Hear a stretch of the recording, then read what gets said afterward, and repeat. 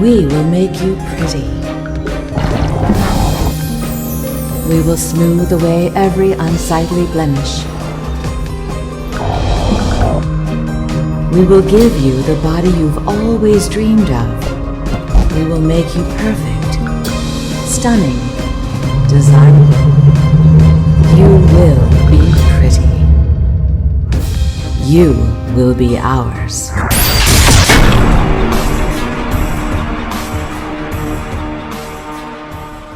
Hello, ladies and gentlemen. Today we're going to be talking about Scott Westerfeld's novel Uglies, which came out in 2005. Uglies is a dystopian novel. I think fans of The Hunger Games or The Maze Runner would like this book a lot. It also connects very well with The Giver. The book takes place in a future society where there are two types of people, uglies and pretties. In this world, everyone is considered ugly from birth. But a few people get to have cosmetic surgery at 16. They get chosen to be pretties. Pretties live in a separate city and have a separate lifestyle. The book starts with Tally, an ugly, who sneaks into Prettyville to visit her friend Paris. The book takes place 300 years in the future, and that means that there's a lot of cool technological advances, and we get to see an entirely different society. This book was kind of an inspiration for books like The Hunger Games and The Maze Runner. A few students have enjoyed this book a lot this year and have read the entire series. I hope you'll check out Uglies by Scott Westerfeld. It is available on Sora as an ebook or an audiobook.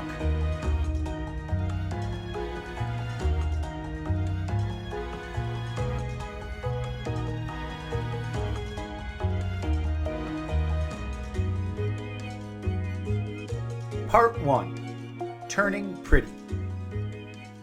Is it not good to make society full of beautiful people? Yang Yaun, quoted in the New York Times. New Pretty Town. The early summer sky was the color of cat vomit. Of course, Tally thought. You'd have to feed your cat only salmon-flavored cat food for a while to get the pinks right. The scudding clouds did look a bit fishy, rippled into scales by a high-altitude wind. As the light faded, deep blue gaps of night peered through, like an upside-down ocean, bottomless and cold. Any other summer, a sunset like this would have been beautiful. But nothing had been beautiful since Paris turned pretty. Losing your best friend sucks, even if it's only for 3 months and 2 days. Tally Youngblood was waiting for darkness. She could see New Pretty Town through her open window. The party towers were already lit up, and snakes of burning torches marked flickering pathways through the pleasure gardens.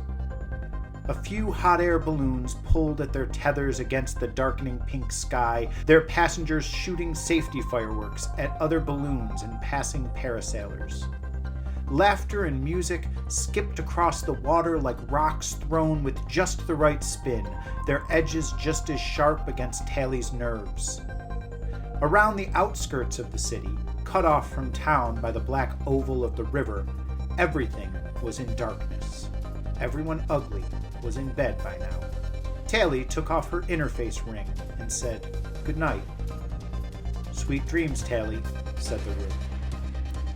She chewed up a toothbrush pill, punched her pillows, and shoved an old portable heater, one that produced about as much warmth as a sleeping, Tally-sized human being, under the covers. Then she crawled out the window. Outside, with the night finally turning coal black above her head, Tally instantly felt better. Maybe this was a stupid plan, but anything was better than another night awake in bed feeling sorry for herself. On the familiar leafy path down to the water's edge, it was easy to imagine Paris stealing silently behind her, stifling laughter, ready for a night of spying on the new pretties. Together, she and Paris had figured out how to trick the houseminder back when they were 12, when the 3-month difference in their ages seemed like it would never matter. "Best friends for life," Tally muttered, fingering the tiny scar on her right palm. The water glistened through the trees, and she could hear the wavelets of a passing river skimmer's wake slapping at the shore. She ducked, hiding in the reeds, Summer was always the best time for spying expeditions. The grass was high, it was never cold, and you didn't have to stay awake through school the next day. Of course, Paris could sleep as late as he wanted now, just one of the advantages of being pretty. The old bridge stretched massively across the water, its huge iron frame as black as the sky. It had been built so long ago that it held up its own weight, without any support from hover struts. 1,000,000 years from now, when the rest of the city had crumbled, the bridge would probably remain like a fossilized bone. Unlike the other bridges into New Pretty Town, the old bridge couldn't talk, or report trespassers, more importantly. But even silent, the bridge had always seemed very wise to Tally, as quietly knowing as some ancient tree. Her eyes were fully adjusted to the darkness now, and it took only seconds to find the fishing line tied to its usual rock.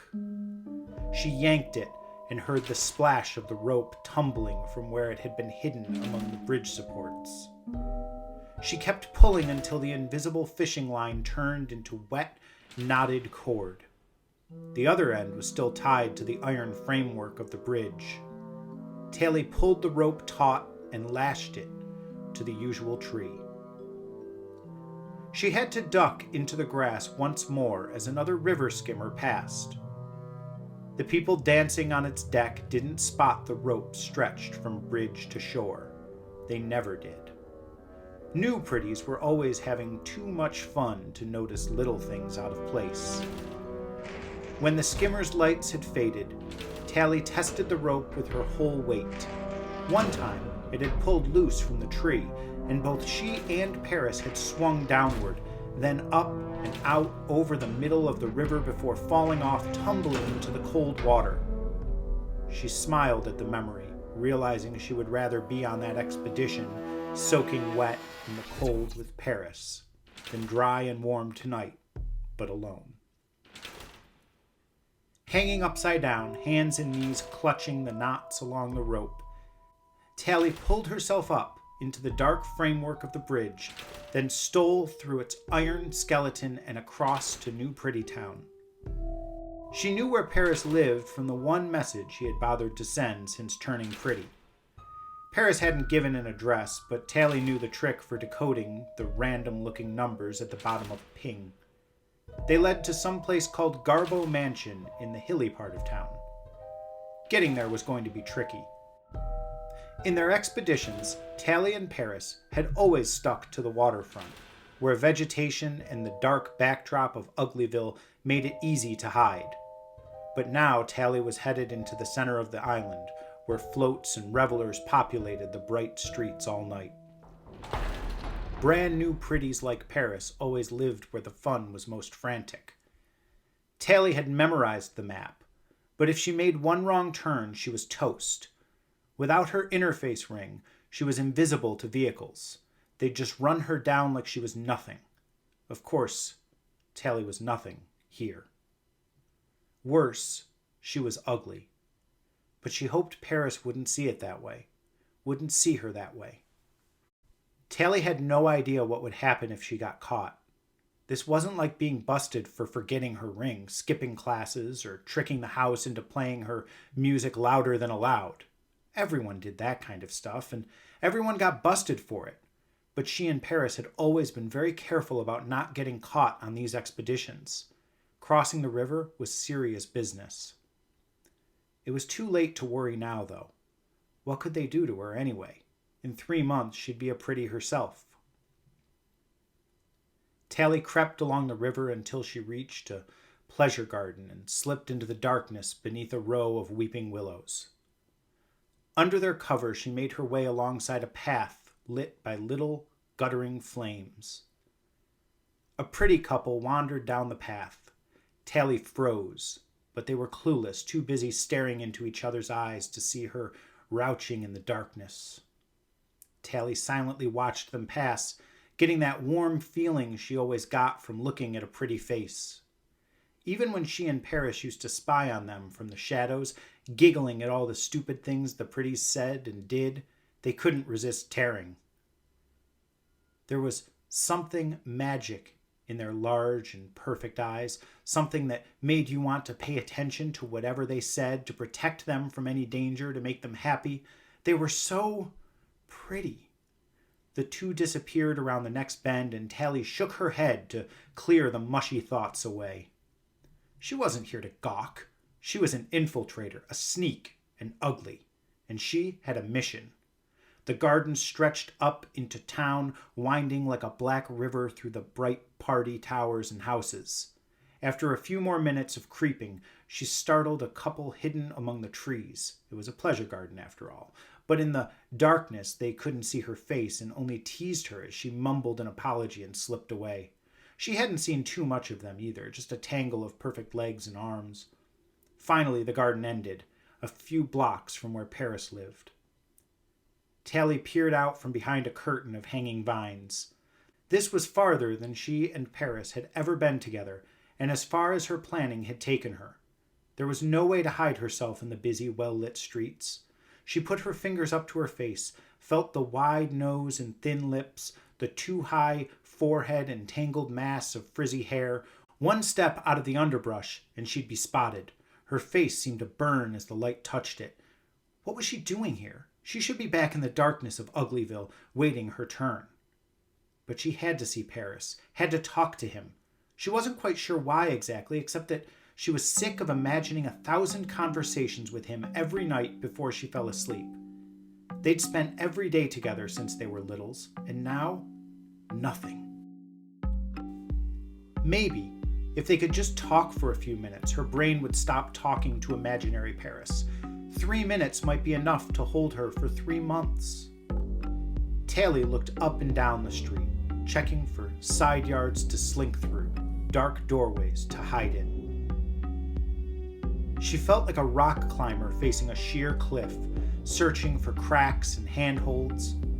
The traffic began to clear a little, and she waited, rubbing the scar on her right palm. Finally, Tally sighed and whispered, "Best friends forever," and took a step forward into the light. An explosion of sound came from her right, and she leaped back into the darkness, stumbling among the vines, coming down hard on her knees in the soft earth, certain for a few seconds that she'd been caught. But the cacophony organized itself into a throbbing rhythm. It was a drum machine making its lumbering way down the street. Wide as a house, it shimmered with the movement of its dozens of mechanical arms, bashing away at every size of drum. Behind it trailed a growing bunch of revelers, dancing along with the beat, drinking and throwing their empty bottles to shatter against the huge, impervious machine. Tally smiled. The revelers were wearing masks. The machine was lobbing the masks out the back, trying to coax more followers into the impromptu parade. Devil faces and horrible clowns, green monsters and gray aliens with big oval eyes, cats and dogs and cows, faces with crooked smiles or huge noses. The procession passed slowly, and Tally pulled herself back into the vegetation. A few of the revelers passed close enough that the sickly sweetness from their bottles filled her nose. A minute later, when the machine had trundled half a block farther, Tally jumped out and snatched up a discarded mask from the street. The plastic was soft in her hand, still warm from having been stamped into shape inside the machine a few seconds before. Before she pressed it against her face, Tally realized that it was the same color as the cat vomit pink of the sunset, with a long snout and 2 pink little ears. Smart adhesive flexed against her skin as the mask settled onto her face. Tally pushed her way through the drunken dancers, out the other side of the procession, and ran down a side street toward Garbo Mansion, wearing the face of a pig. If you have a book you think should be featured on a book talk or would like to provide a testimonial, please shoot me an email. Keep reading, and I'll talk to you soon. Take care.